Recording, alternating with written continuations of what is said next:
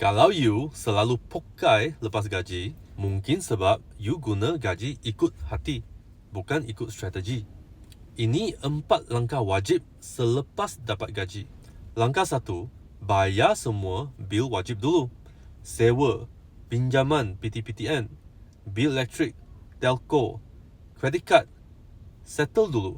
Kalau tak, nanti kena blacklist. Interest makan you hidup-hidup.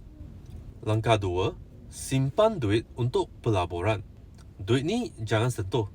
10% gaji masuk satu akaun khas. Anggap itu hadiah untuk masa depan you.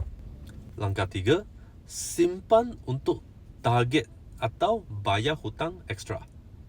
Nak travel, nak tukar phone, simpan awal. Atau guna untuk bayar balik hutang cepat.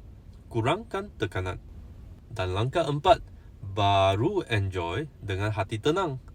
Makan sedap, shopping sikit tanpa rasa bersalah. Tapi bijak sikit, guna diskaun, cashback, promotion. Bila tak cukup duit, jangan salahkan simpan.